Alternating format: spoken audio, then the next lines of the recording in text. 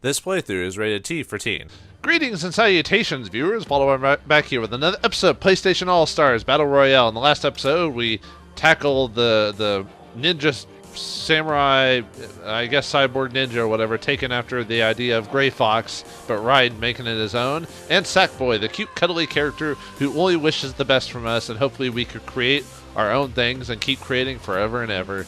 Ah, so nice. Well, time to stay a little bit goofy with today's episode, where we're going to tackle the undead knight who wants to prove that he's a hero despite failing in his former life, and the boy who let the monkeys escape and must capture them all, or apes. Even though, is it technically monkeys? I know apes and monkeys are different, but it's called Ape Escape. But are you actually capturing apes, or are you capturing monkeys? It's been a while. Anyway, let's start with the undead skeleton with a grin with no lower jaw. That's probably why he can't talk. Sir Daniel de Fontesquieu. Origin, medieval. A knight in search of his legend. A coward whose celebration as a hero was unearned, so Daniel has been given a chance to redeem himself, proving in combat he is worthy of his knighthood. He fights on behalf of his beloved homeland, Vauldemare, with his oath to protect her despite her citizens' somewhat waning interest in gallantry. Medieval they had 2 games for the PlayStation, and then they had a remake, or I guess a redo or report for PSP of the first game. And then at the time of this recording, they are officially doing a remake for the PS4.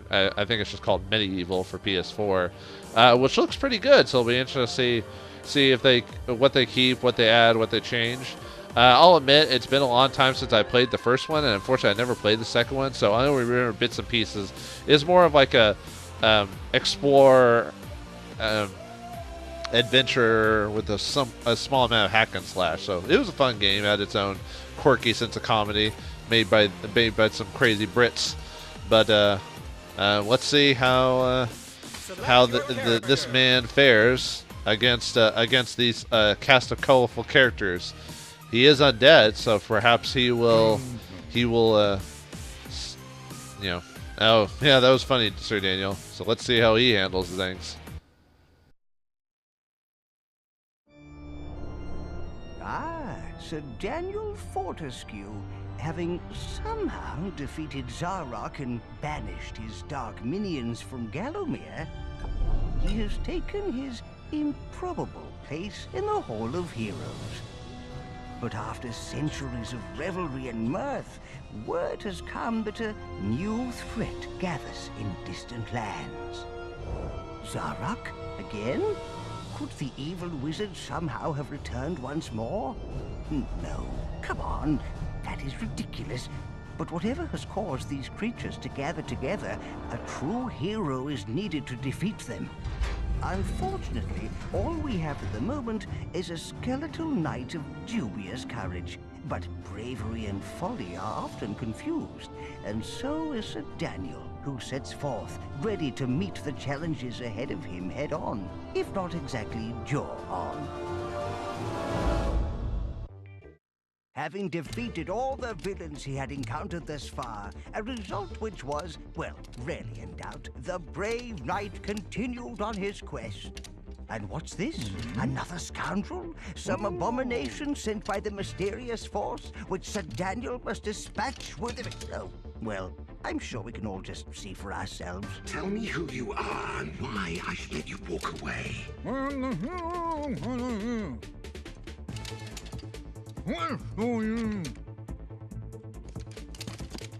Not good enough, I'm afraid. Well, like before, he can't understand him, so he just feels him a threat. I mean, he is a walking, somewhat talking skeleton. I like the fact that he kind of makes noise, but he can't make a coherent sentence because he's missing his jawbone. So, which I don't know how he lost his jawbone. Maybe some dog picked it up. I forgot. It's been forever since I played Medieval. So, all right, let's go over his combat. Square does sword combos, which I don't think you can kind of combo into other abilities with that. But forward is square, he does like a charged sword. Down is square is him spinning around since he, spine and everything like that. You can just do that. Up and square is a upper sword slash. Oops. Let's see. See what he does. And okay. Let me get some throws on him. Smacks him with the sword. That's kind of funny.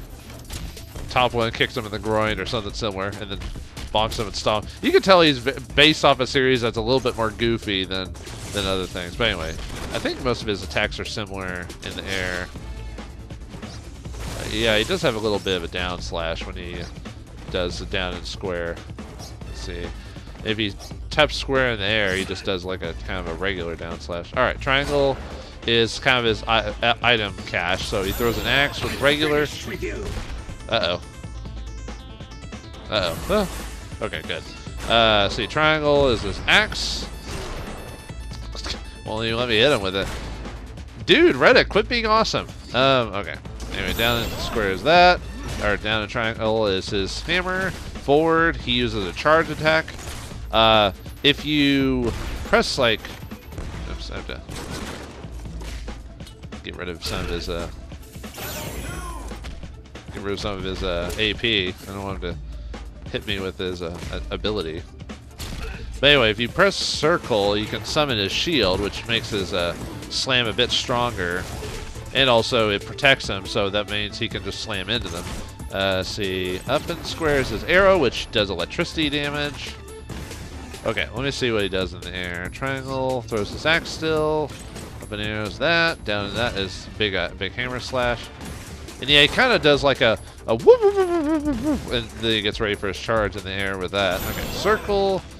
He uses other gadgets, like one, he drops his head. Let's see. Alright, get that out. Knock some more. Let's see. Yeah, if you don't have a shield out, he drops his head. I don't know if he... Oh, it looks like he... Oh. Well, I saw that coming, but I didn't do anything about it. Down in circle does like a little fire thing. Forward in circle, he throws his skull at him. Up in square does like a little meat bomb or whatever. And I think he does the same thing. Yeah, except he vomits like or something like that. Because I think he drinks the concoction. And then does his skull get like a little body with legs? I think it does. Yeah, it does, sort of. Or it looks like a hand actually. Top end circle does that. He pulls out a shield in midair. Okay, cool. Okay, now I can get third form. Probably my favorite out of the forms is his second one. At least when it comes to group takeouts. All right, let's see what level 3 gets us. Oh. He gets the Scarab Shield, or I forgot what it's called. And anyone inside the shield gets taken out, but they have to be inside the shield for like a few seconds. So looks like kind of like 3 or 4 seconds maybe or whatever. Not bad. It's kind of cool. I like his second one, which I'll show you here in a second. Basically, it's one of those that unless you specifically dodge or whatever, it basically homes in on you, which is kind of cool. Yeah, Daniel's a pretty solid combatant. I mean, he's got a lot of pretty solid tricks. I mean, he's not the easiest one. I mean, still the easiest is probably the specific fighter characters like Kratos and stuff like that. But yeah, he's got a lot of solid abilities and everything. I've noticed this shield will sometimes stay on him depending on what you've done. But yeah, I'll have to try to see. I think I have Medieval on PlayStation 1. Huh? That gives me an idea. Maybe I should take a break from doing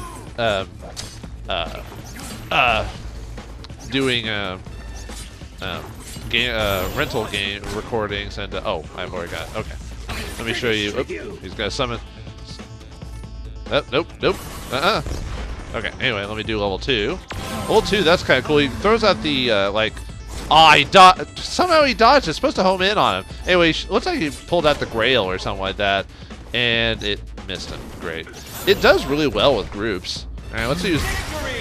I don't like Daniel's level 1 ability because it requires people to he either needs to be really close to people or they have to be in the air to work. And it doesn't work on the short characters like Sackboy, Parappa, Little Princess, or sorry, Fat Princess. Anyone who's short or you can duck will dodge it easily. But I love Daniel's like little dance. I wonder. I don't know. I just like his pose. I think other than Jack, I think Jack has like Daxter jumping around the screen during his, but I think Daniel's like one of the most animated when it comes to his dance sequence. But yeah, now that I've been playing this game, I've kind of almost considered wanting to pop in and play all these old games again or record them. Like find my Uncharted copy or find a copy of Uncharted, play that, or Medieval. I'm strongly considering like taking a break from rental recordings and doing like something like Medieval. Pull up my old PlayStation 1 copy. I think I have it, or at least I believe I should. I mean, if I don't, I won't record it, but I'm considering it, so I'll have to think about that.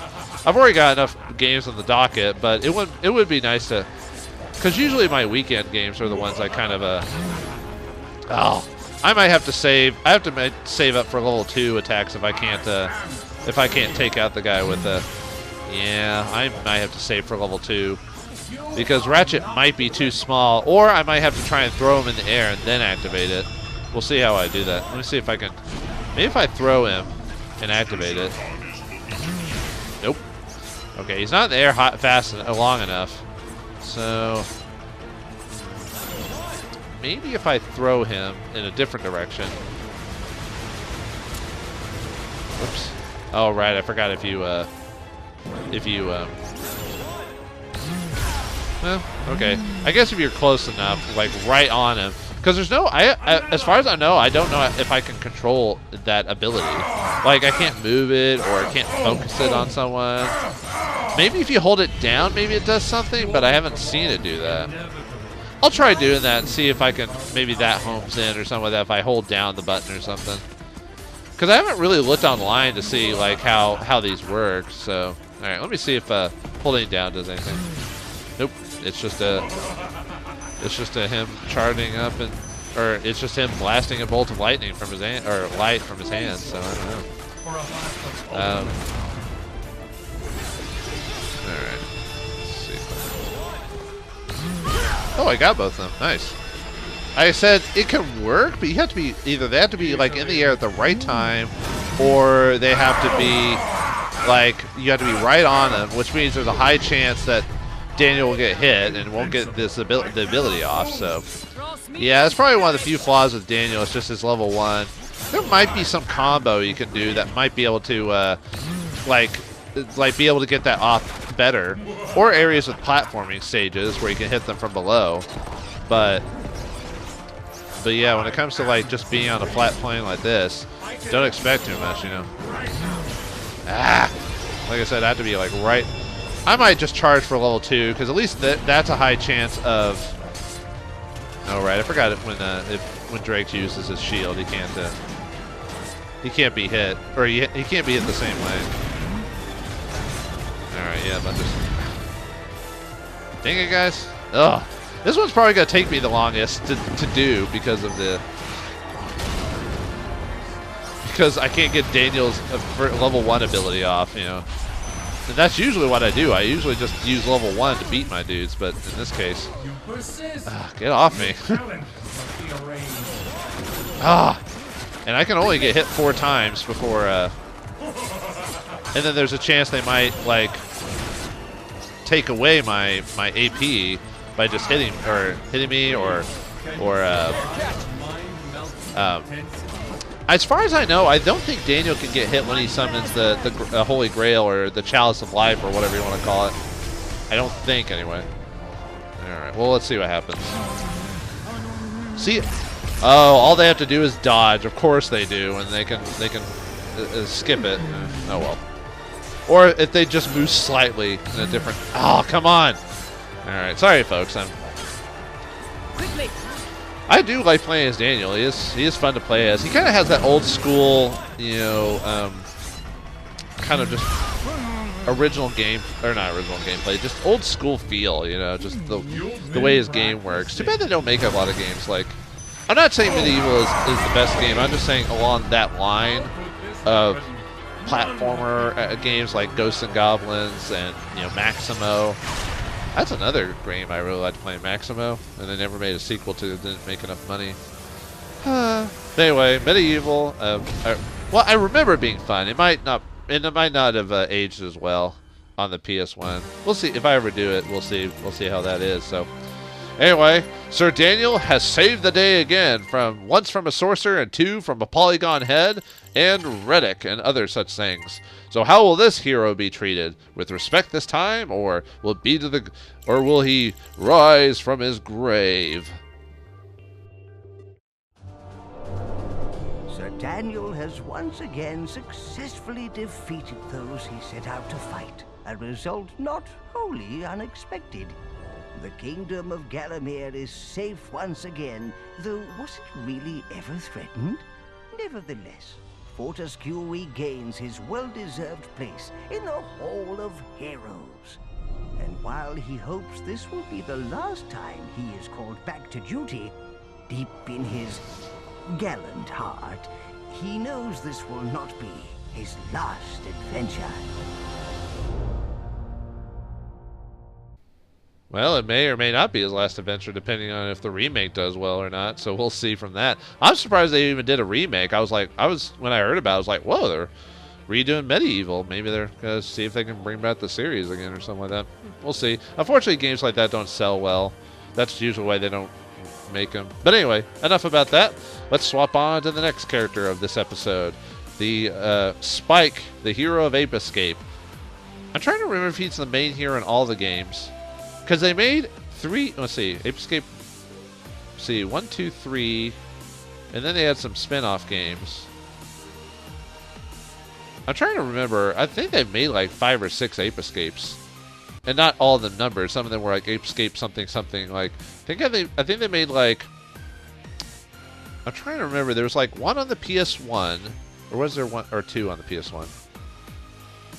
I think there was 2 on PS1, and then like 2 on the PS2, and 1 for like the PS3, and then there was like 1 for the PSP, I think. I'll admit I've only played the first game, so I don't know where it's gone since then. So, other than that cat thing that I'll talk about in another episode, this is another series I'm not as familiar with because I've only played like the first episode and a couple other things. Anyway, Spike, Origin, Ape Escape, Time-Traveling Simian Subduer. A young and energetic 4th grader, Spike is accidentally sucked into a time machine by the hands of Spectre, an ape granted uncanny intelligence through the use of an experimental cap. Spike embarks on a quest to stop Spectre and his ape army, thwarting them using a variety of weapons, tools, and gadgets provided by his friend, the Professor. Among these are clubs, slingshots, an RC satellite laser, and a banana ring. Yes, you heard me right, viewers. Anyway, let's see how this 4th grader handles the PlayStation All-Stars. Oh, don't hit a kid, guys. It's statutory. Oh, God. Spike, you've done a remarkable job catching those monkeys. I think that may be the last of them. Thanks, Professor. You seem to be getting smarter and smarter. Alert, alert! We've detected a series of events unlike any in our database. By all indications, this could be an alien invasion. Aliens? Invading? There seems to be some force at work causing this. Without further data, it may be safe to assume this is the work of Spectre. Spectre? There's no time to wait for more information, Spike. If this is Spectre's doing, the entire planet could be threatened. You know what to do. I'm ready, Professor. I'm afraid these monkey-catching weapons are all I have to give you. That's okay, Professor. They're all I need.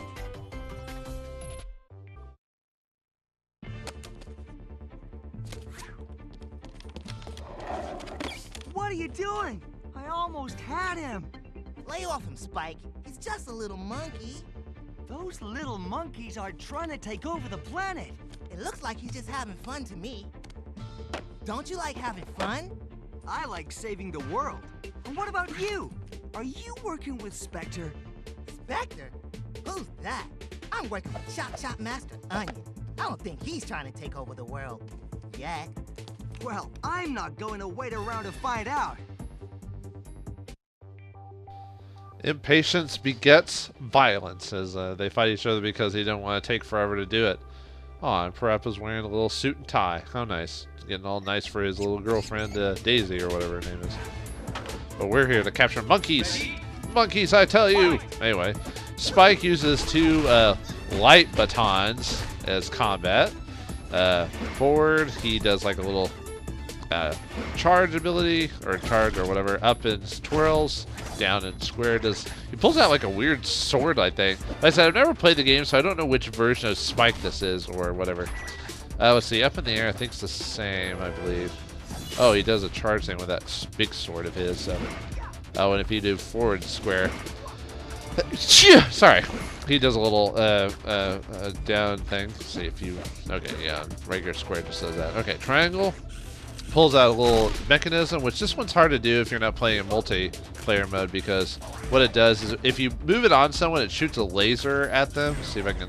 Okay, I at least got it to do it. If you press forward, oops, not here. If you press forward in triangle, he throws like his banana ring. Down a triangle, he uses, I don't know, like a shock like thing or whatever. Up a triangle is a slingshot. Down in triangle, or down triangle is this shock cannon or whatever. Forward is that. Oh, and it looks like you can charge the slingshot too. And then regular triangle is you still drop the device, but it's not as effective when you do that. Okay, circle is another one of his inventions. Like if you press it, he does like those little hula hoop thing. You can hold it and then charge it, and then move it forward. Okay. Up in triangle is a teleport, which I don't know. Or maybe it's just supposed to be a displacer to like just get him out of the way or something like that. Down circle is like his little, I guess summons a monkey or something like that, I think. Oh, it summons the big giant monkey or thing or whatever. Forward and circle is he charges his punching glove. I think it's the same for in the air too. Yeah. Oh, and I guess it depends on how long you hold the circle with like what pops out. If it's like a regular monkey or if it's a one of those like big hulking monkey things or whatever they're called.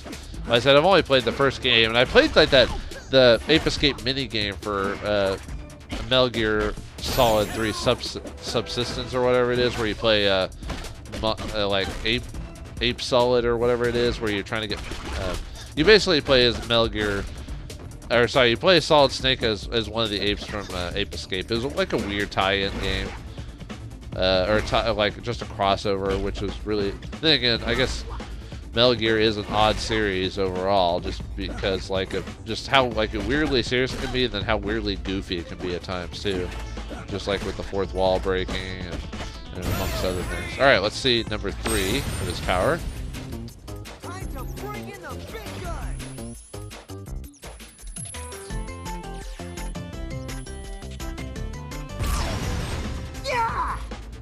Looks like it's a take everyone out on screen type of ability. Looks like he pulled like a Lex Luthor almost, where he summoned like a laser from outer space to clock someone. Which I did play the Injustice game like a long time ago on the channel, so if anyone wants to see that, you can. I think I show off his super move in that. Maybe? I hope I did. Then again, I mainly just did the story, so I don't know what I remember showing, if I showed off all the finishing moves and whatnot. For some reason in this game, I just decided to show off like everyone's like combos and play styles for some reason. Despite this not being a popular game anymore, if it ever was. I don't think it ever did very well from what I remember. I think people played it for a bit, that people were kind of really invested in it, but it looks like that one you throw like a lightsaber type of thing at them, so like whoever gets in the way of the arc of the beam or whatever it is. Alright, I'll show you the first level since I got nothing else. Oh, I almost forgot to show the throws they can do. Alright, we've got... we got first throw. He has a monkey shove, or he gets a... Oh, that's funny. He has a monkey get back behind him so he can shove him. Baseball bat type of situation, and... Oh, nice. Alright, and... Let's see. Oh, I forgot to show his time. Okay. Alright, whatever. This might take a hot minute because, I mean, at least his Spike's level 1 is better than Daniel's, but, you know, like all level 1s, you can easily get, you know, smacked while doing it, and then you basically lose the ability, so. Come on! At least Spike isn't too hard pressed to get AP. Then again, I think everyone can get AP decently, at least in the first level, but, you know. Oh, come on!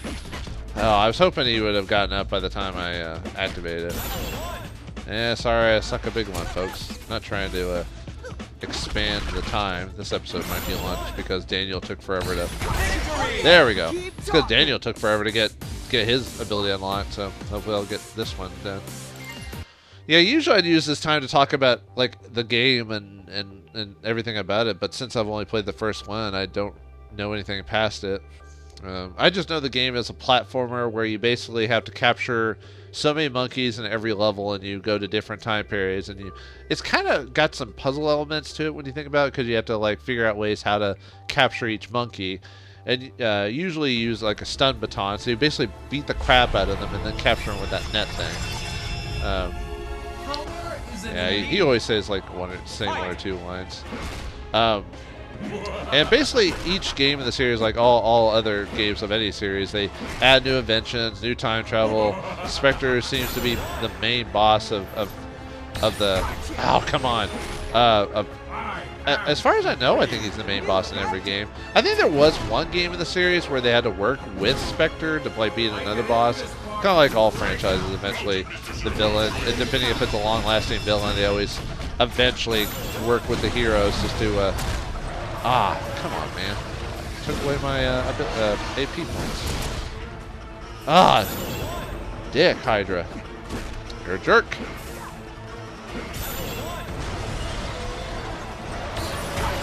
Oh, what? But he was in the range. So because he was... And of course, I got hit by the Rhino. Even though I was behind him, I got hit by the Rhino. Sometimes I wonder how certain abilities work. I almost wondered maybe they should have bug tested this a bit more. It's not that buggy. I mean, I'm just being annoyed because of the you know, just because I was you know, not taking these guys out immediately. I don't know why I'm getting annoyed at it. It's not like I'm not gonna eventually gonna win anyway. So, but I don't know. I'm one of those guys that because I'm recording for time here, I mean, yeah, I could cut stuff out and all that, but, you know, if my time's getting wasted when I'm recording, then I do get annoyed. But if I was just playing this at home or whatever, and they were both just standing there, too, so they would have easily fallen for it if I was facing the right direction. And at least I got one. Alright. I guess I could have skipped these after a while, because it's not like anything really... Oh, come on. It's not like anything new really appeared from these fights. I mean, well, if anything, I guess it gave me a reason to show some of the combat off. You know, even though it's the same thing, basically. There we go. Got lucky there, I guess. Alright, move away. Because apparently you can't go all the way to the left or right, so... so it's... I guess that's just how you beat him. It's just, or how you don't lose some of your AP when you fight him. It's just move over to the side or whatever. You're going to regret this. Although it kind of looks like in this fight, it looks like the guy, the Ratchet AI is the only one that's really giving me any trouble. You almost got them all in one shot. Well, sometimes I can get lucky, I guess. And like I said, at least it's better than Daniel's. At least I have a higher chance of hitting with the monkey net or whatever you want to call it, whatever its official title is. Oh, come on! I forgot that there's a way to like dodge similar to oh, that's right, because the environment won't hit won't hit the CPU because they're immune to that. That's why it's supposed to be tough, because you're supposed to be there we go. Nice. Alright, let's get Polygon and Spike out of here and see how this boy deal. Yeah, this one's going to be a long episode. Probably as long as the first or second one or whatever. Or I guess the second one, because the second one I think was like 30 minutes or something like that.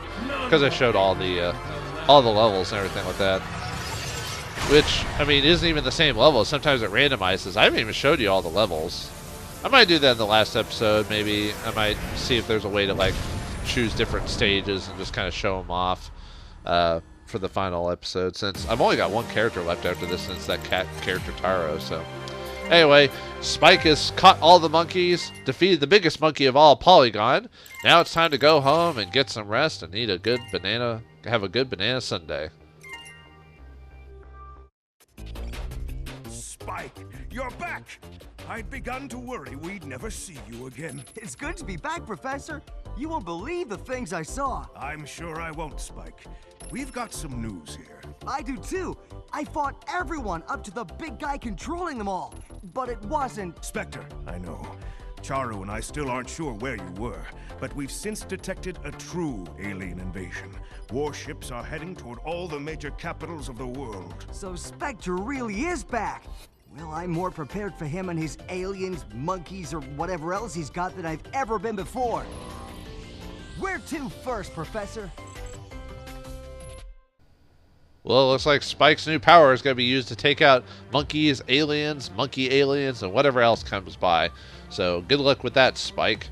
Oh, and I guess interesting side note, apparently that sounded like Travis William playing the professor. I mean, it sounded pretty close to him if it wasn't him. So, all right, folks. Well, it looks like almost everyone's down. Only one to go. And no, I am not paying, like, how much do I need? $20 to get the rest of these guys? I am not doing that, folks. But anyway, and as far as I know, you can't unlock him from gameplay. But there's only one character left, Taro the Cat. What does he have in store for us? And what if I have not shown you in the game that's pretty much dead? Well, not really dead, but there's probably some people who play it, but really not anymore anyway.